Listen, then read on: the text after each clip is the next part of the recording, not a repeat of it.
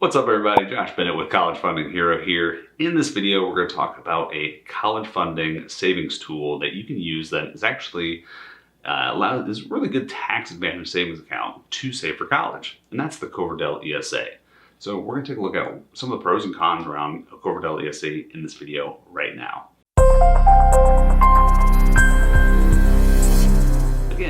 Again, welcome to College Funding Hero. If you're new to this channel, make sure you like and subscribe so that way you get more quality information when it comes to how to pay for college in the right way.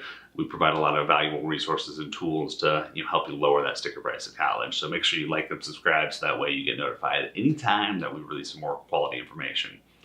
All right, so what is a Coverdell ESA? So Coverdell ESA stands for a education savings account. So it's just Coverdell is just part of the name, but really it stands for an education savings account. Very similar to its more popular brother, which is the 529 plan. But both these accounts allow you to have tax-free or at least tax-deferred education savings. So for example, if you're saving for college or high school education, like private school education, whatever the case may be, these are two tools that allow you to save for it in a tax efficient manner. So for example, when it comes to the Coverdell ESA, what you're allowed to do is you actually can contribute up to $2,000 per year into the Coverdell ESA.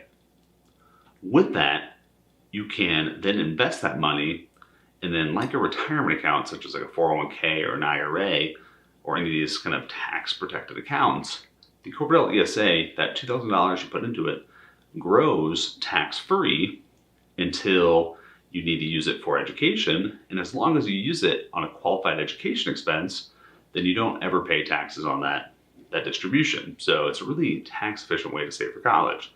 One of the downsides there obviously is that you only contribute about $2,000 a year. And when you look at college tuition now, getting upwards of $80,000 in some areas, it's kind of a drop in the bucket. But at the same time, there's a lot of investment flexibility when it comes to a Coverdell ESA. So for example, a 529 plan, you have very limited options in terms of what investments you can choose.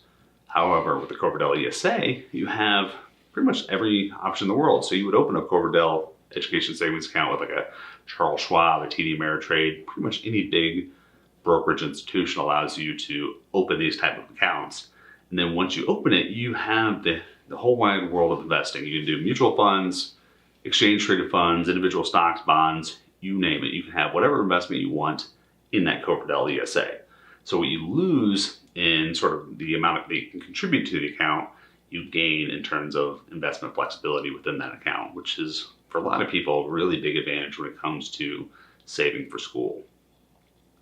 A couple things to note with the education savings account though are that any contributions you make into the education savings account have to be cash contributions. So you can't put, for example, stock or mutual fund into the account. So they have to be cash contributions. You don't get a deduction for it up front as well. So it doesn't work like a 401k where you can get a tax deduction for putting money into the account. It's just sort of more tax efficient when it grows, and then on the outset of when you actually take the distribution from the account. But putting it in, there's no benefits other than the future growth of the account.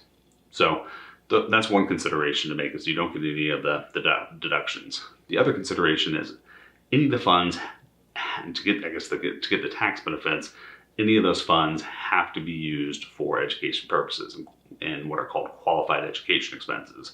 So that typically is tuition, room and board, things like that. So as you're planning this, you can use it for any private school education along the way. So you don't necessarily have to save it just for college. You can use it for a tax advantage way. If you know your kid's going to go to a private school for high school, you can save for high school through Coverdell ESA as well. But again, that money has to then go for education expenses.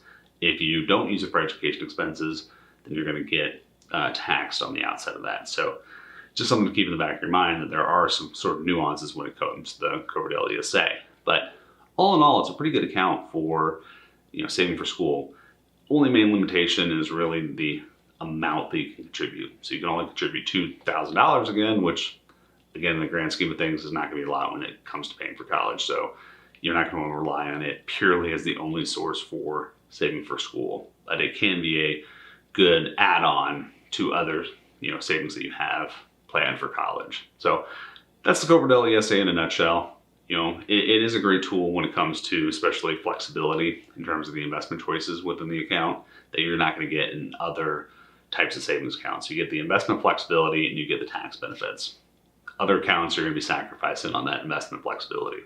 So hope you found this video valuable. Again, make sure you like and subscribe to the channel so that way you get updated on any valuable information that we put out when it comes to college funding. But otherwise, you know, leave us a comment if you have any questions, thoughts, or concerns. And yeah, we look forward to seeing you next time. Cheers.